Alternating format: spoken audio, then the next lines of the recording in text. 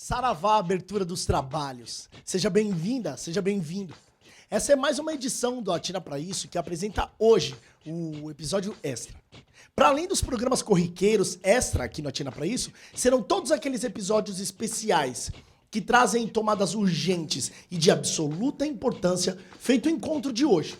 O dia 21 de janeiro, considerado mundialmente o Dia da Religião, porém no Brasil, a pauta de hoje elucida o Dia de Combate à Intolerância Religiosa, instituído pela Lei Federal de número 11.635, onde é celebrada a alusão à morte da Yalorixá baiana Gildásia de Santos e Santos, conhecida como Mãe Gilda e fundadora do terreiro de Candomblé Ileaxé Abaçá.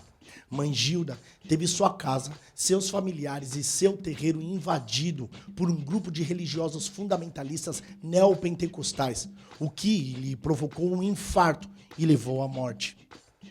Para pensarmos juntos sobre tudo isso e refletirmos sobre os impactos que as religiões de matrizes africanas vêm sofrendo, principalmente com o avanço da ideologia genocida bolsonarista dos últimos anos, nós recebemos hoje um ícone das religiões de matrizes africanas. Aquele que pensa a cozinha como o principal assentamento dos terreiros. Aquele que elabora pensamentos a respeito de um dos fundamentais elementos que liga e religa nossos orixás, o alimento sagrado. Por mais que hoje nós estamos aqui em um dia de luta, é importante lembrarmos que nós não estamos sozinhos. Prova disso tem sido esses encontros de axé. Aliás, nós estamos de mãos dadas, até porque tudo nas religiões de matriz africana passa pelas mãos. O jogo dos búzios, arremessado pelo sacerdote, o beijo na mão em que se pede a bênção. É através, inclusive, da imposição das mãos sobre a cabeça, em que se realizadas as iniciações, e é ainda pela palma das mãos em que a gente emana ou recebe os axés dos nossos orixás. Estes são elementos ritualísticos importantíssimos para o estabelecimento da nossa cultura. E é inclusive pelas mãos que se passa toda a comida e não há oferenda que não passe pelas mãos. Então, é de mãos dadas e é com as mãos que eu peço que você receba com uma salva de palmas ele, que é professor e pós-doutor em antropologia. Para além disso, desenvolve pesquisas na área de populações afro-brasileiras e possui vários trabalhos relacionados às comunidades tradicionais de axé. É autor de vários livros, dentre eles Banquete Sagrado, Ijexá, o Povo das Águas e Corujebó, Candomblé e Polícia de Costumes. Senhoras e senhores, o Filho do Rei, Senhor das Alturas, está na Terra hoje. Receba, aí da sua casa, com uma salva de palmas, Wilson Caetano de Souza Júnior. Este ritmo binário predomina dos negros de fala iorubá com o catimbó indígena. Distinguem, isto é, não apenas reflete vivência recente do autor com o universo, do qual pouco a pouco está compartilhando, resultantes de outras vivências que poderão complementar, aprofundar e, por que não, vir a revisar o tema que aqui se expõe.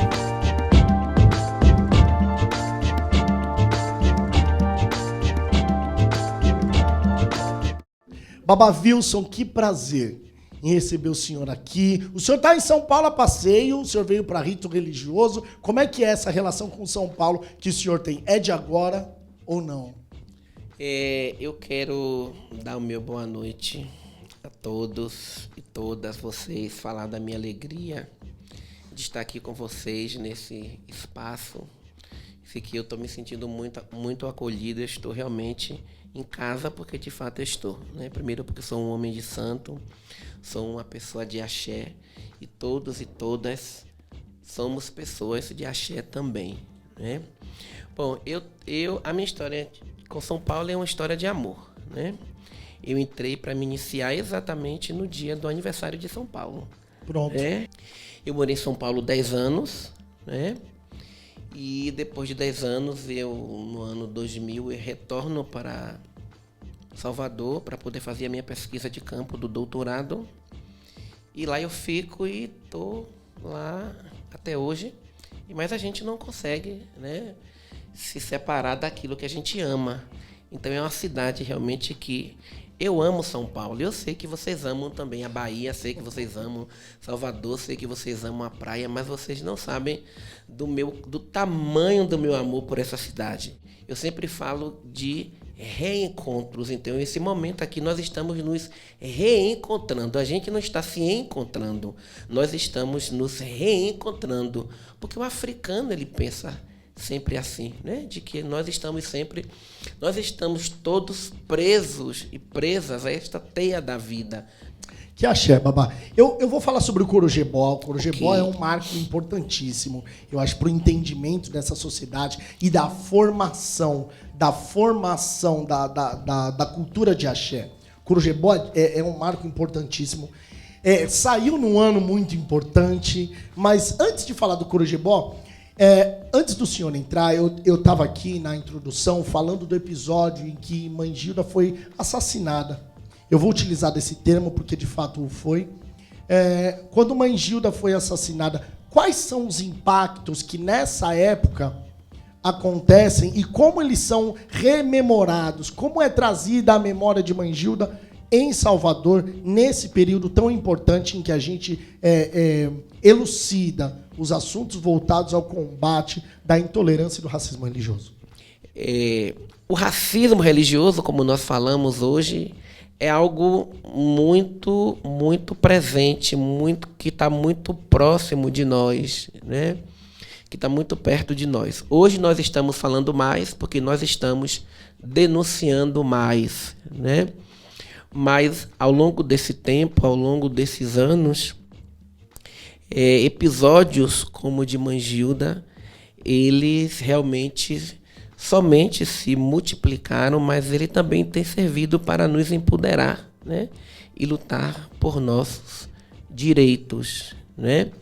Mas foi um fato impactante, é tanto que por conta disso nós temos o dia 21 aí, né, para a gente fazer essa memória. Nós temos ainda toda a atuação daquela comunidade através da Mãe Jaciara, que não deixa a memória de Mãe Gilda morrer, mas eu lembro muito de uma frase de Mãe Jaciara, quando ela diz assim: gente, eu não quero ser a garota propaganda da intolerância religiosa, eu quero parar de falar sobre isso, né? Então nós precisamos parar de falar sobre isso, mas para que a gente pare de falar sobre isso, o racismo religioso ele tem que deixar de existir. Enquanto houver Mães Gildas assassinadas, enquanto houver terreiros queimados, né? Enquanto houver crianças que não podem ir para a escola porque são chamadas de macumbeiros e macumbeiras, nós vamos continuar denunciando o racismo religioso. Pai, o senhor sabe, nós temos um movimento que tem surgido agora em São Paulo, que é chamado o Terreiro Resiste, que é um movimento que tem como preconização, né?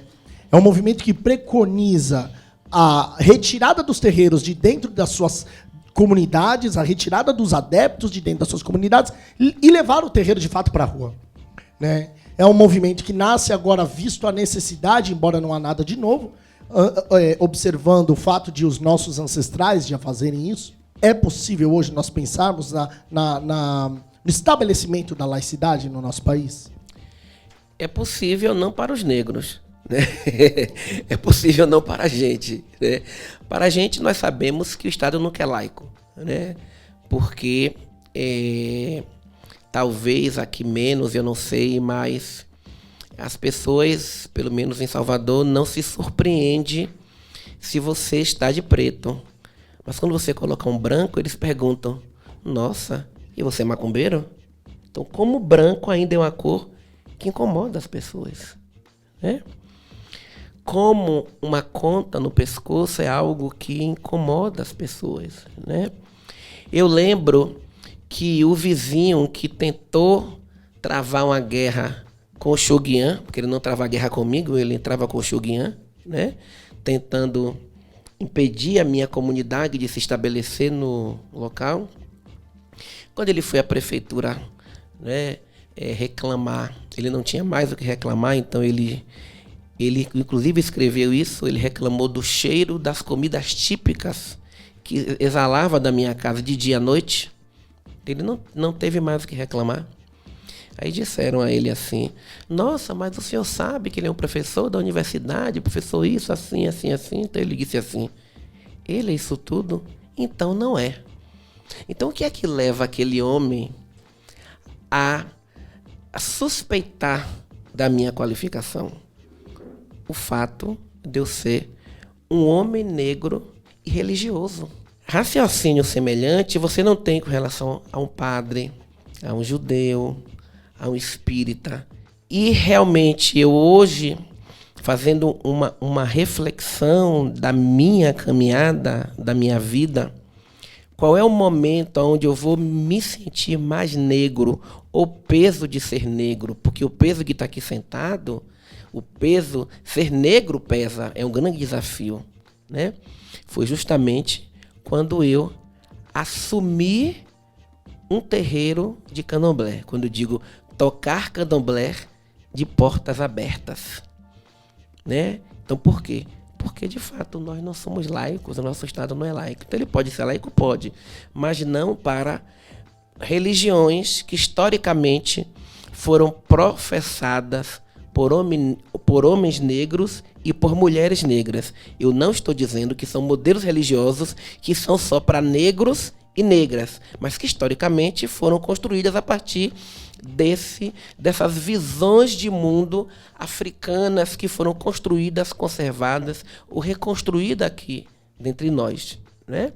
Então nós temos que repensar isso e não nos enganarmos, né? Então, se for para colocar sua conta, coloque com convicção. Se não, você usa a sua conta no bolso ou na bolsa e vai levando a sua vida. Observando a forma como o racismo religioso, a intolerância religiosa age, percebe-se muito como se dá uma via que, quando a gente estuda racismo estrutural, a gente percebe.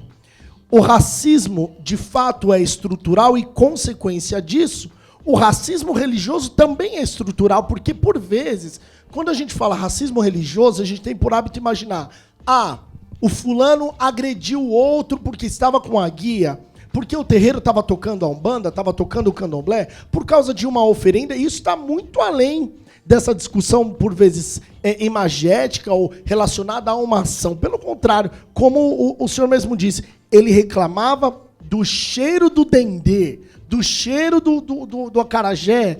Ele reclamava. Então, como é importante nós olharmos para o racismo religioso através de uma camada mais densa, através de uma perspectiva mais profunda, que faz com que nós entendamos que não é só o ato de você discriminar o outro porque está carregando uma guia no pescoço, um colar de contas. É a discriminação que se dá pelo outro cantar a música de axé, pelo outro usar a roupa branca às sextas-feiras, pelo outro cozinhar com dendê, já é uma discriminação, já é o racismo, né? Tanto que há o racismo religioso diante da comida, que é a sua área de maior atuação, é o seu campo de maior atuação, né, Babá?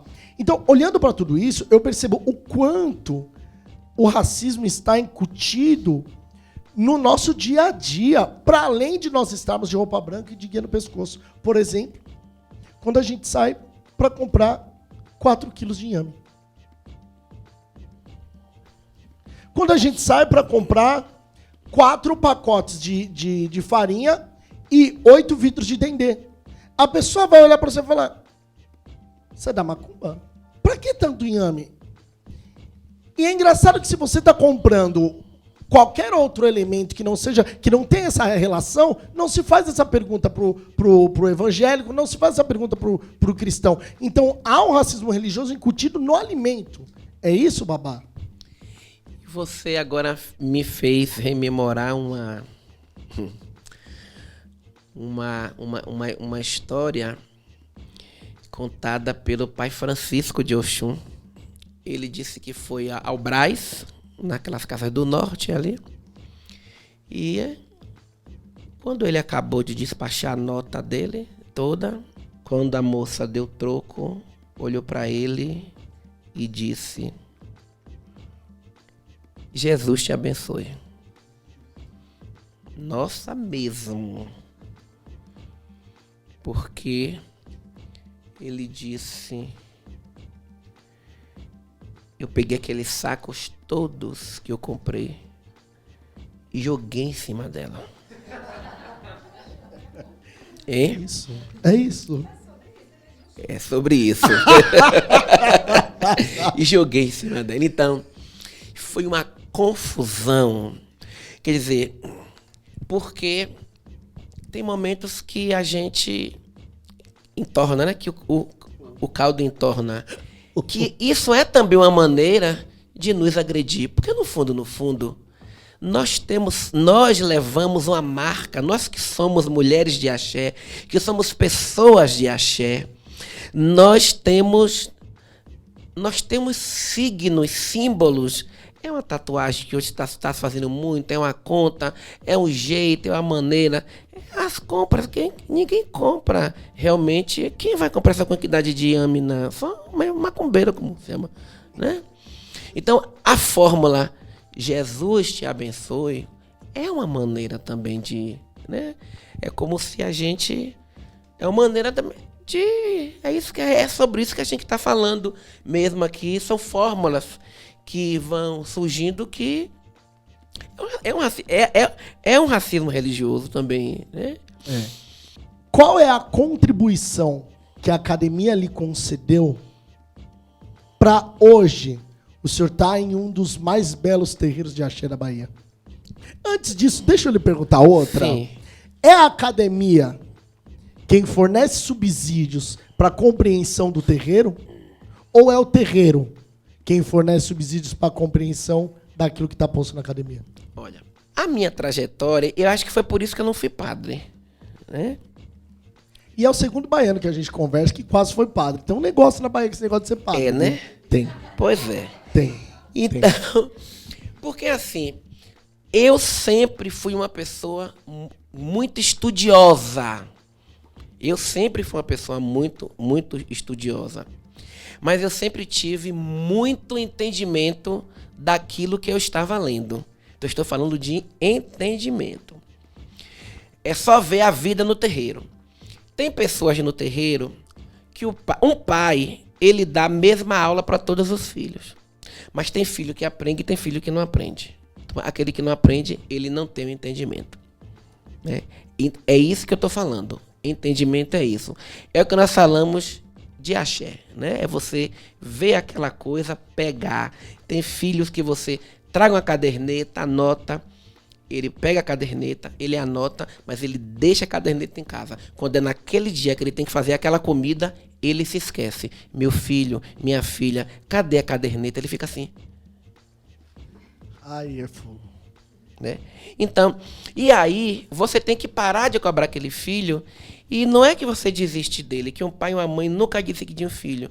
Você é essa coisa de que ele não tem entendimento. Então, assim, eu sempre fui muito estudioso, mas também eu sei que eu sou uma pessoa que eu sempre tive muito entendimento. Então, para responder a sua pergunta, né? Então, assim, a academia me deu vários elementos, porque, olha, eu sou uma pessoa que eu fiz filosofia, eu fiz teologia e depois eu fui para ciências sociais, né? E é isso hoje que eu digo aos meus filhos. Não marquem a agenda religiosa de vocês pela vida secular, bora dizer, de vocês. Né? Vocês têm que conciliar a vida secular de vocês com a vida religiosa de vocês. Porque o sagrado, ele não vai esperar. E isso não é fácil. E isso é um desafio. Isso é ser uma pessoa de axé. Não é?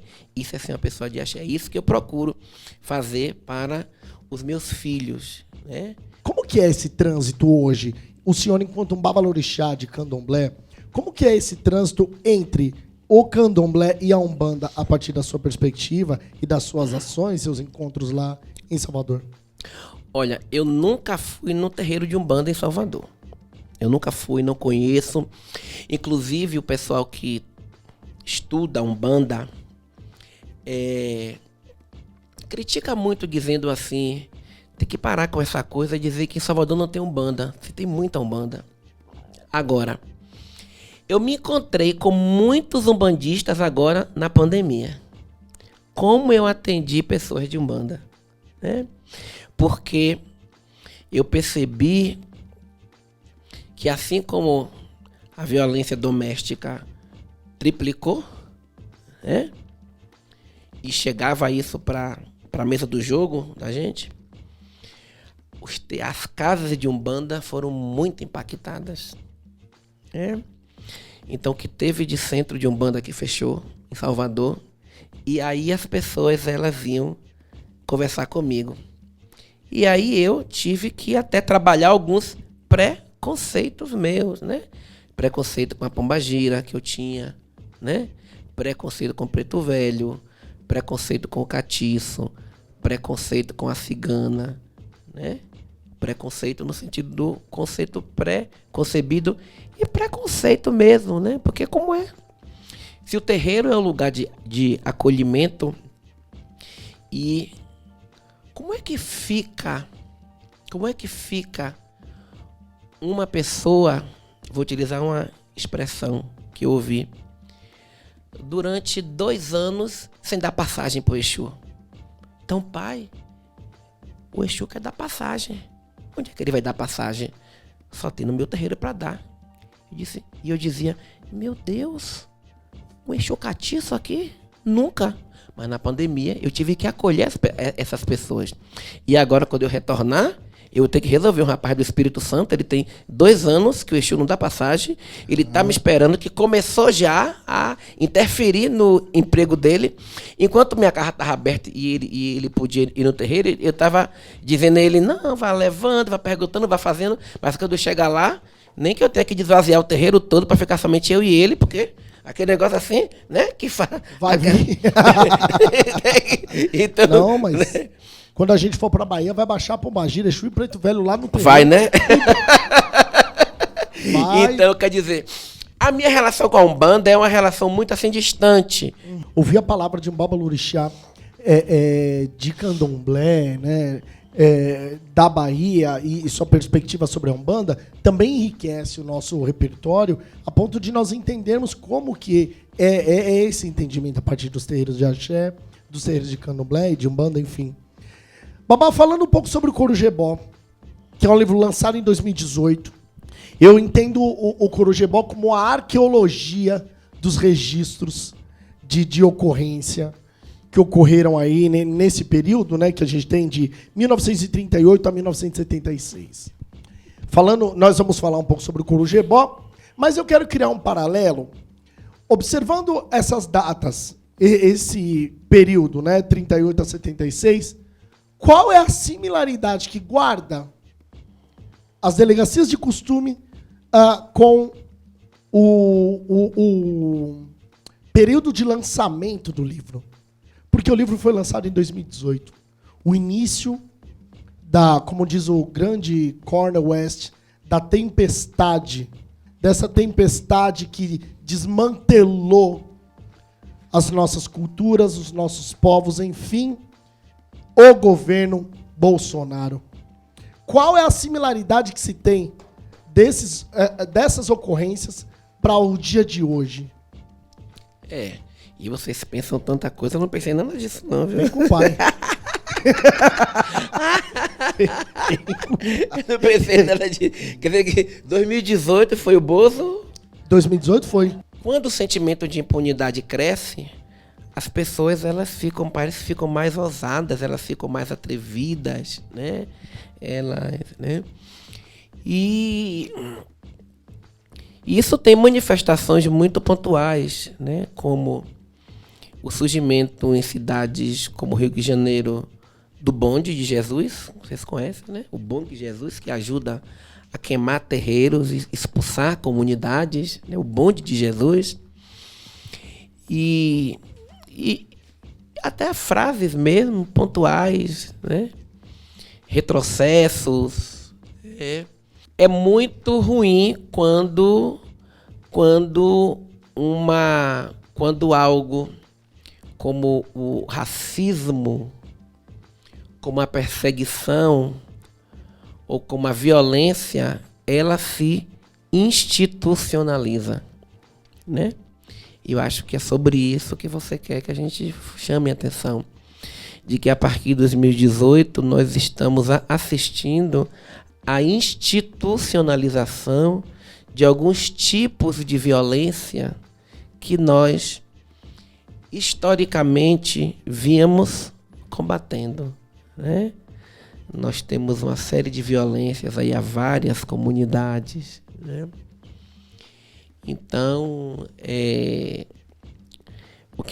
o que nós temos durante esse período de 38 até 76, né? Eu utilizei esse marco, que 76 foi quando houve aquele decreto do então governador Roberto Santos, que desobrigou os terreiros a tirar a licença. E não era apenas a licença, né? Eu lembro da frase de Mãe Mariá, é uma Yalorixá que tem um terreiro, está à frente de uma comunidade que fez 100 anos agora, cidade de São Félix, localizada no Recôncavo Baiano. Ela diz assim: quando a gente chegava para tirar a licença, aqueles homens eram muito gaiatos. Então o que é que significa gaiatice, né? Tomar ousadia, né? É se flertar, é não respeitar só pelo fato de ser uma mulher de axé. Olha aí, a gente volta à questão, né? O fato de ser uma mulher de candomblé, de ser uma filha de santo, já lhe coloca numa condição de você ser agredida, porque eles também dizem, né, que os sacerdotes, eles fazem sexo com as suas filhas, com seus filhos dentro da camarinha. Então, quando eles saem, eles podem, qualquer pessoa pode mexer, abusar, né? Então, o abuso, então ela dizia assim, era muito ruim. Então, são o que está por trás da licença, e tudo isso era pago. Interessante, né? Era pago, você tinha que registrar e você tinha que tirar a licença para poder fazer a festa. O que mais me chamou a atenção nesse trabalho, quando eu estava fazendo o levantamento, é de que a polícia de costumes operava da mesma maneira que opera hoje. Ela vai na favela, pega o menino, leva para uma rua escura e dá o que na Bahia chama de baculejo, né? Então, o que é que está no registro apenas? Está no registro somente atabaques e outros instrumentos. Mas o que é bonito é quando eu passava a página do plantão, estava lá. No dia seguinte, a mãe de santo ou pai de santo ia tirar o instrumento. Porque aquilo não era apenas um instrumento de percussão. Era um corpo ancestral. Então nós estamos falando de corpo ancestral. Nós estamos falando de atabaque. O atabaque, né? O atabaque, a timba, ou qualquer coisa que a gente toque, é um corpo ancestral. Importantíssimo ouvir esse relato, Babá.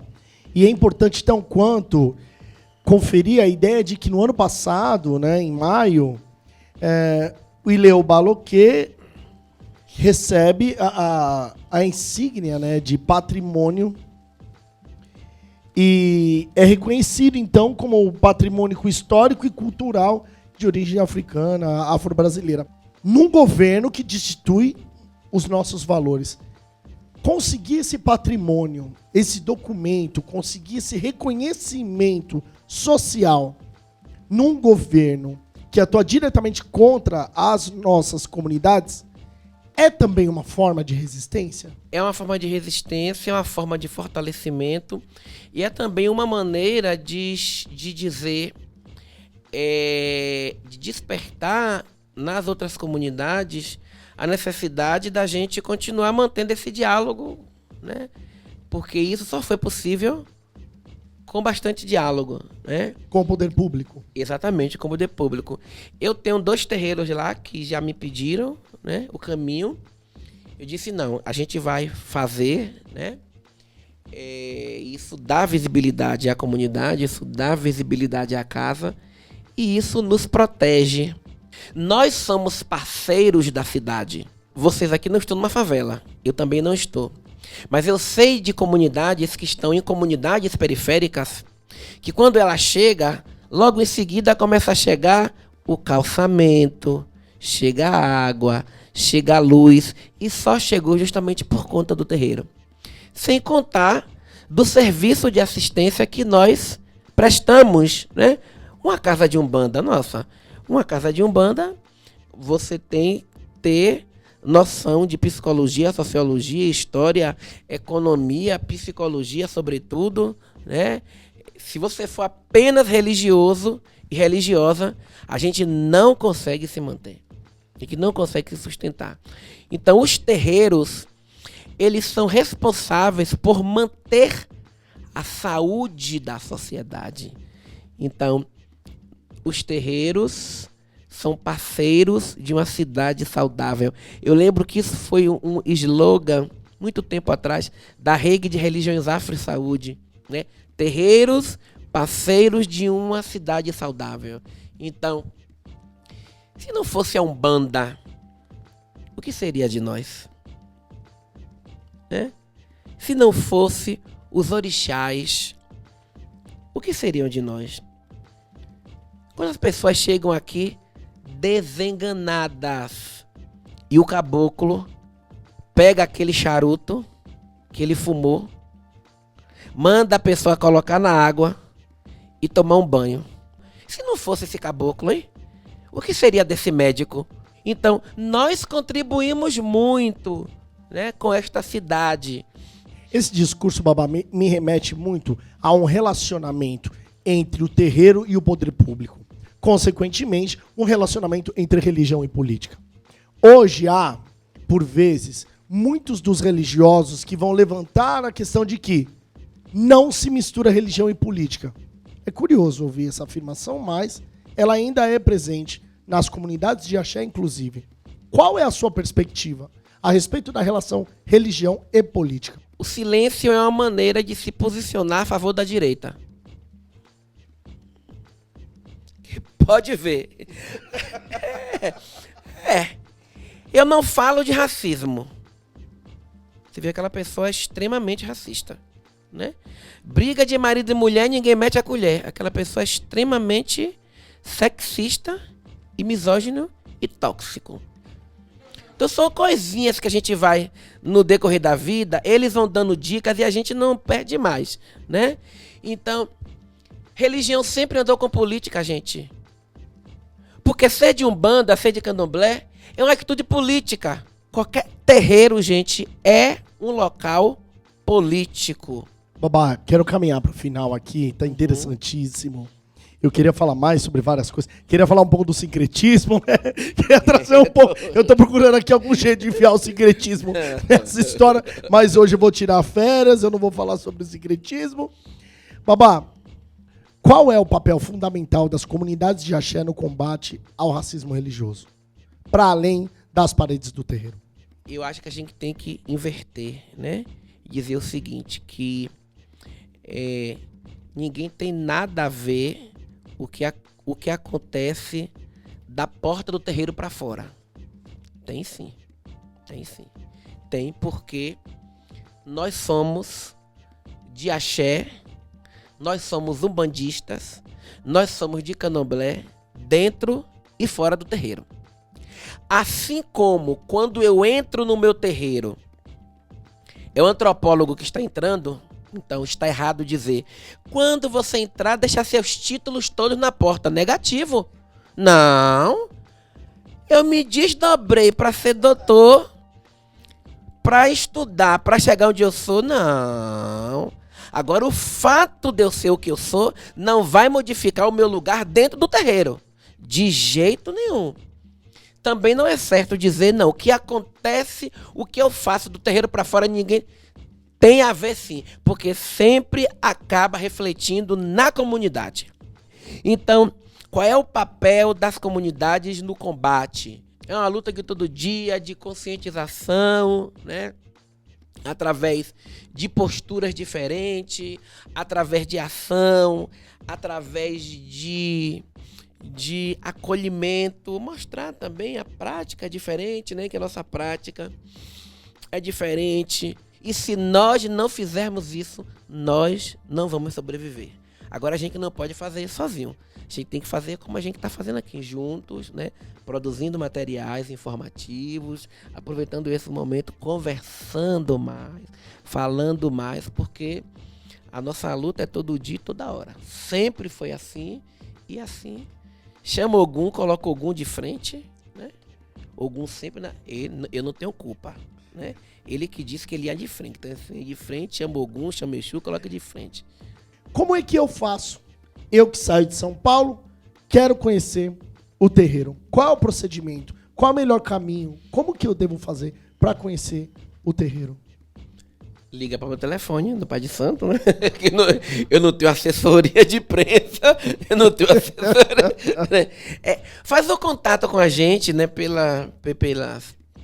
Ou pela rede social, né? Uhum. Pelo Instagram, é sempre o senhor que responde, por isso que demora um pouquinho mais. Né? Mas pode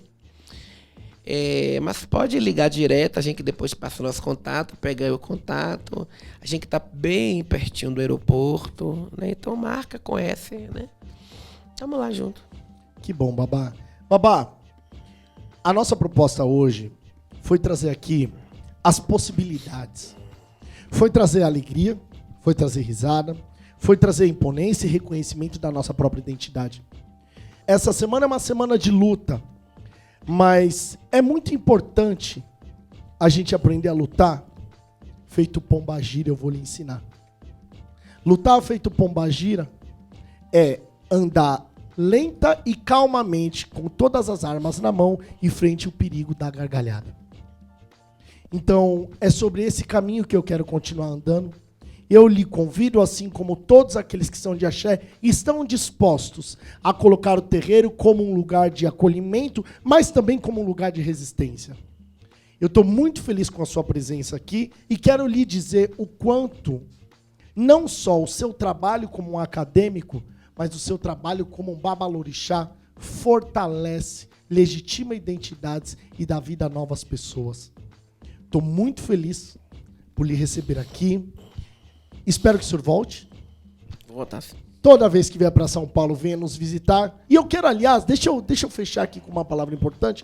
O que é que a gente pode esperar para os próximos anos mesmo dessa semana de combate à intolerância religiosa, melhor dizendo, o que o senhor espera para os próximos 5, 10, 15, 20 anos nessa semana de combate à intolerância religiosa? Eu espero que a gente esteja fazendo mais atividades, né? Mas que a gente esteja trabalhando outras pautas, né?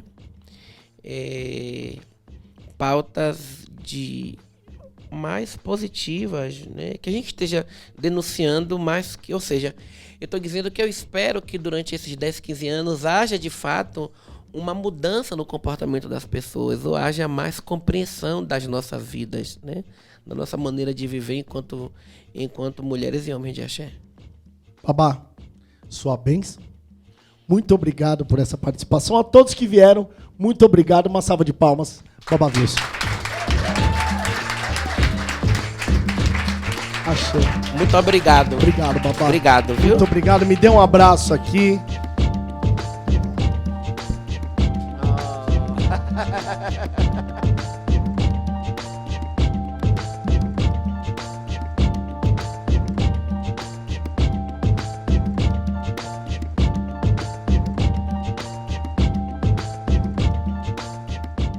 Este ritmo binário predomina dos negros de fala iorubá com o catimbó indígena distinguem, isto é, não apenas reflete vivência recente do autor com o universo, do qual pouco a pouco está compartilhando, resultantes de outras vivências que poderão complementar, aprofundar e, por que não, vir a revisar o tema que aqui se expõe.